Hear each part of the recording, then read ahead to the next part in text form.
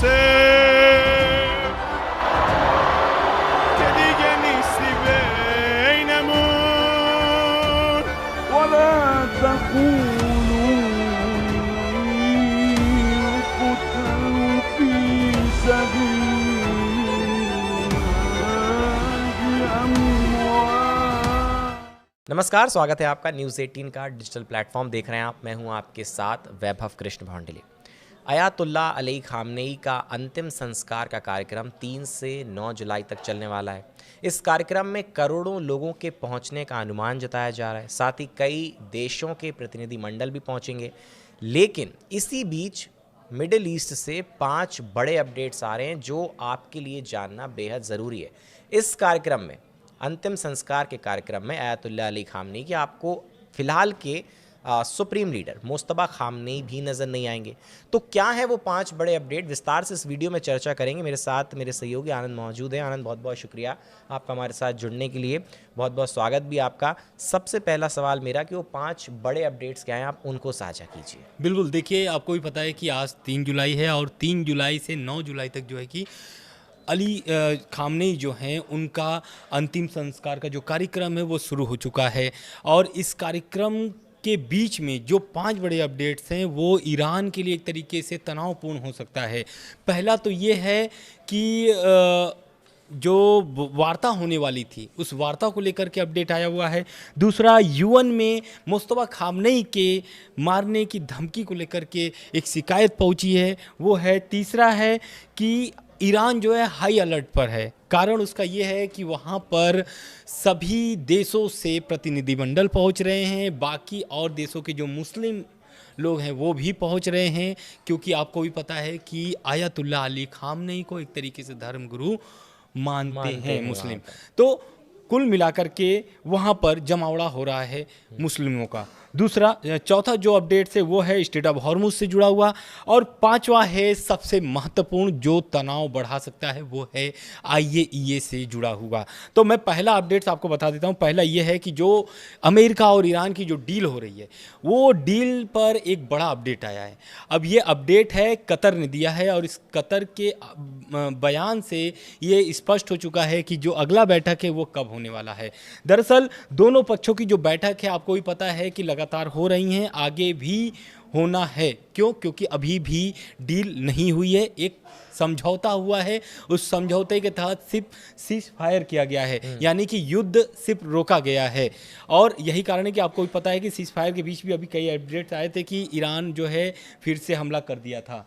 लेकिन अभी हम आ जाते हैं फिर से इसी बात पर कि कतर ने क्या अपडेट दिया है बैठक को लेकर के। कतर का कहना है कि दोनों पक्ष जो है कि वो बैठक करेंगे supreme leader ayatollah Ali Khamenei के अंतिम संस्कार के बाद, यानी कि जो अगला बैठक होगा वो 9 जुलाई के बाद होने वाला है। दूसरा, यूएन में ईरान जो है कि एक इजराइल की शिकायत लेकर के पहुंचा हुआ है। वो शिकायत ये है कि सुप्रीम लीडर जो अभी वर्तमान में है मुस्तबा खामनेई, उनको धमकी मिली है जान से मारने की।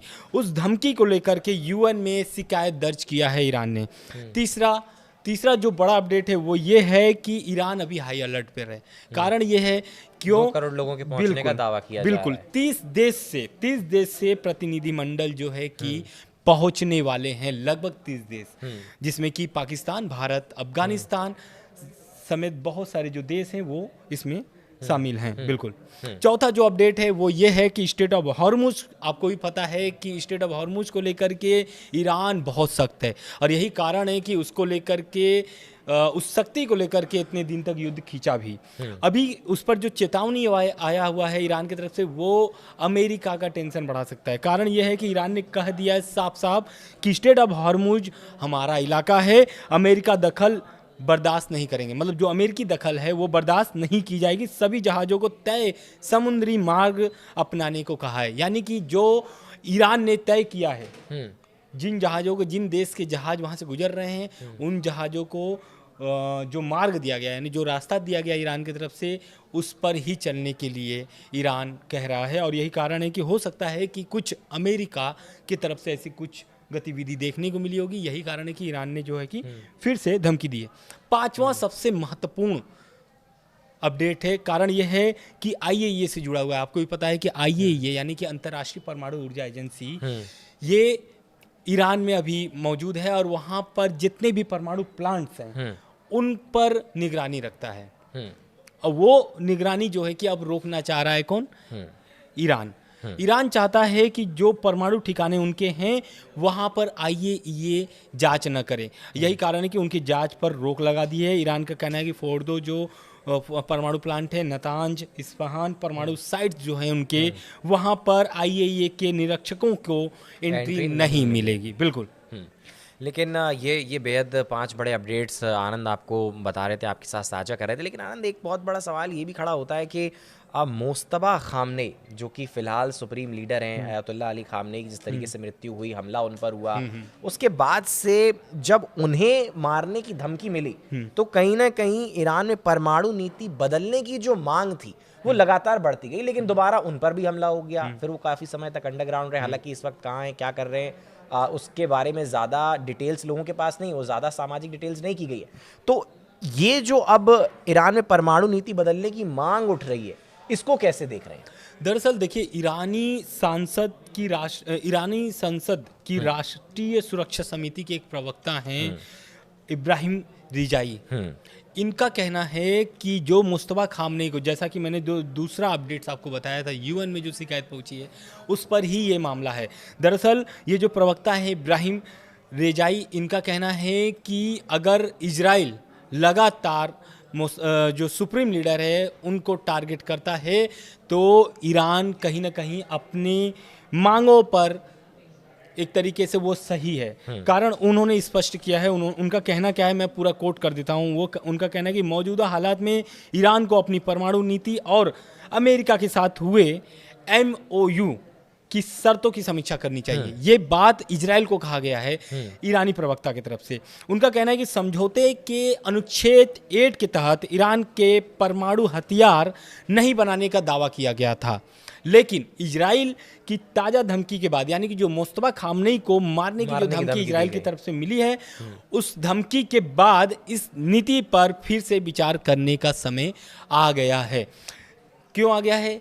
इसलिए क्योंकि देखिए, पहले से ही मुस्तफा खामनेई, जब उनके पिता जिंदा थे अली खामनेई साहब, तो उस समय वो भी कह रहे थे कि ईरान के लिए परमाणु बम हराम है। लेकिन अगर आप इस तरीके से, इजराइल अगर इस तरीके से चाल चलता रहा और अपनी बात मनवाने के लिए लगातार ईरान को निशाने पर रखता है या फिर टारगेट करता है या फिर अमेरिका के दबाव मिला करके ईरान को अगर करता है, तो ये फिर से विचार करने के समय आ गया है। यानी कि फिर से परमाणु बम बनाने की जो बात हो रही है वो फिर से शुरू हो सकती है। बिल्कुल, फिर से बात शुरू हो सकती है और कहीं ना कहीं मन में चलेगा भी कि जब धमकी इस तरीके से मिलती है सुप्रीम लीडर को तो कहीं ना कहीं सोच विचार तो उस पर होगा ही।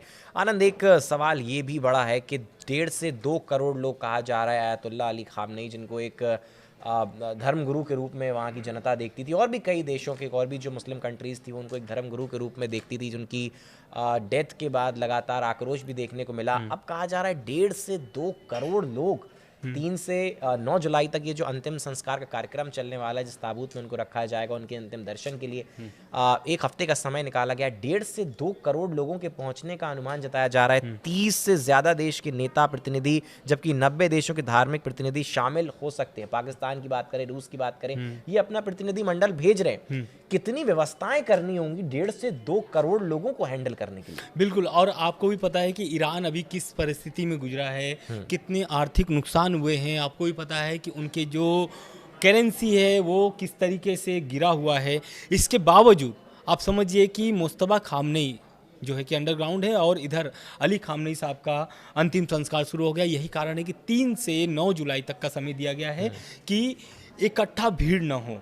और इजराइल पर भी नज़र रखने के लिए IRGC अलर्ट मोड पर है।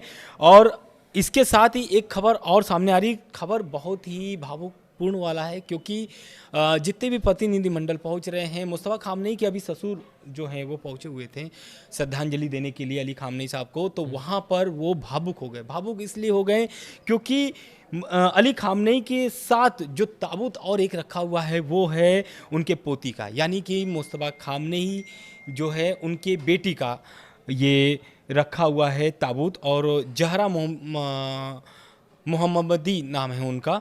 जो उनकी पोती हैं, और उन दोनों को, यानी कि जो जितने भी लोग उस समय मरे थे उस एयर स्ट्राइक में, उन सभी के ताबूत जो है कि वहाँ पर रखे हुए हैं और सभी को श्रद्धांजलि दी जा रही है।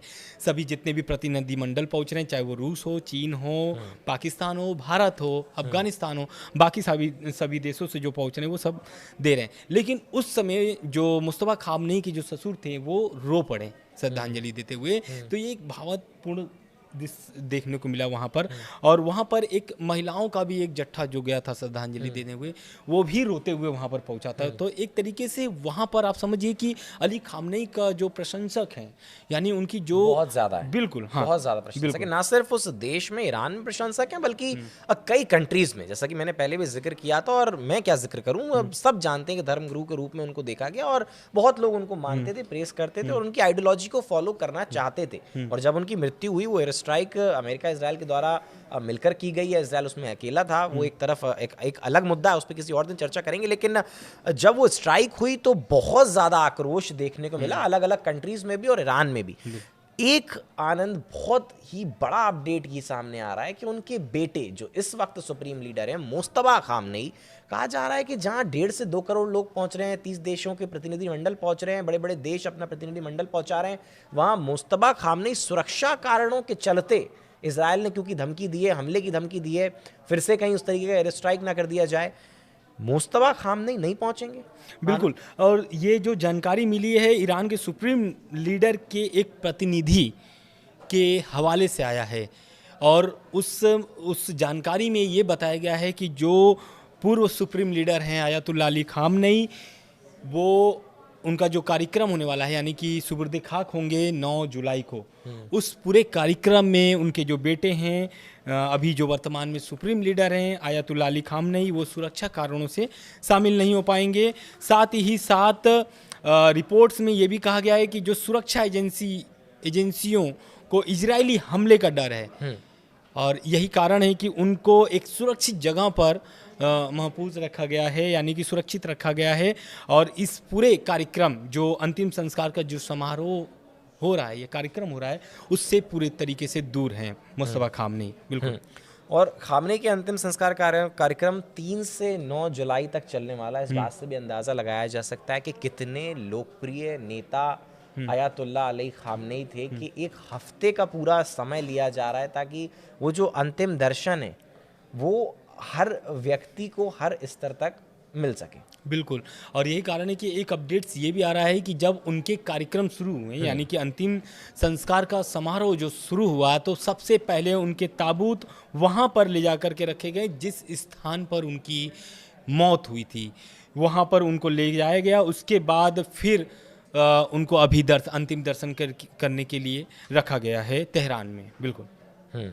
और खामनेई का ताबूत उसी जगह पहुंचा जहां मौत हुई थी। ये भी कहा जा रहा है कि जिस जगह पर मौत हुई थी, जहां वो एयर स्ट्राइक किया गया था, वो खबर जिसने सबको हिला दिया था, चौंका दिया था और ये सोचने पर मजबूर कर दिया था कि ये सेकंड थॉट लिया जाए कि क्या ये खबर सच है या नहीं है, वो उसी जगह पर ताबूत रखकर कहीं ना कहीं एक श्रद्धांजलि देने का और एक उस जगह को शायद उनकी मेमोरी के तौर पर क्रिएट करने की भी कोशिश की जा रही, क्योंकि जब इतने बड़ी संख्या में लोग पहुंचेंगे। लेकिन मेरा आनंद फिर से वही सवाल कि इतने सारे लोगों को, एक ऐसी कंट्री जो ऑलरेडी फाइनेंशियल क्राइसिस से जूझ रही थी, लोग सड़कों पर उतर रहे थे, उनकी डेथ के पहले उनके खिलाफ भी लोग आ रहे थे निकल करके, अब इतने सारे लोगों को कैसे वहाँ पर संभाला जाएगा? 1-2 लाख लोग पहुँच जाते हैं जिस कार्यक्रम में, वहाँ भगदड़ मच जाती है भारत जैसे देश में। तो ईरान में जहाँ इस वक्त इतनी भगदड़ ऑलरेडी मची हुई है, समस्याएं ऑलरेडी इतनी ज़्यादा हैं, फाइनेंशियल क्राइसिस है, बहुत सारी चीज़ें हैं, मंदी चल रही है, वहाँ कैसे ये मैनेजमेंट होगा?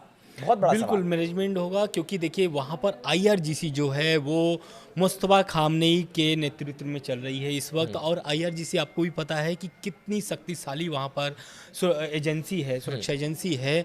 और यही कारण है कि IRGC के नेतृत्व में पूरा देखा जा रहा है वहाँ पर। ये पूरे जो कार्यक्रम है वो IRGC जो है कि अपने नेतृत्व में पूरा ये करवा रहा है। साथ ही साथ लेकिन सबसे महत्वपूर्ण बात जो मैंने IAEA का बात किया था वो सबसे महत्वपूर्ण है, क्योंकि IAEA के निरीक्षकों को जो रोका गया है, एंट्री बैन है उनके जितने भी परमाणु साइट्स हैं, ये सबसे बड़ा चिंता है। और आने वाले समय में भी आप देखेंगे कि ये सबसे बड़ी खबर बन सकती है, क्योंकि IAEA जो है कि वो यही निगरानी कर रहा था कि कहीं ईरान परमाणु बम बना न ले। बिल्कुल। और देखिए एक खबर ये भी, जहाँ पर रूस की, चीन की, पाकिस्तान की बात हो रही थी, वहाँ आनंद ये भी कहा जा रहा है कि भारत का भी प्रतिनिधिमंडल, यानी कि भारत सरकार का प्रतिनिधिमंडल भी, माफ़ कीजिएगा, ईरान पहुँचेगा और पूर्व ईरानी सर्वोच्च नेता अली खामनेई के अंतिम संस्कार में शामिल होने के लिए अपना आधिकारिक प्रतिनिधिमंडल भेजने का फैसला विदेश मंत्रालय ने किया है। बिल्कुल। और वो जो प्रतिनिधिमंडल थी वो पहुंच भी चुकी है और अली खामनेई साहब को श्रद्धांजलि भी दी गई है। बिल्कुल। बिल्कुल। देखिए तो अब भारत ने भी अपना प्रतिनिधिमंडल पहुंचाया। 3 से 9 जुलाई का वो टाइम स्पैम है जहां पर अंतिम जो रस्में हैं, अंतिम संस्कार की रस्में, अंतिम यात्रा चाहे कह लीजिए, वो सब निकाली जाएंगी। 2 करोड़ 1.5 करोड़ लोगों के आसपास पहुंचने के चांसेस है। 5 बड़े अपडेट्स क्या थे वो आप तक पहुंचाए।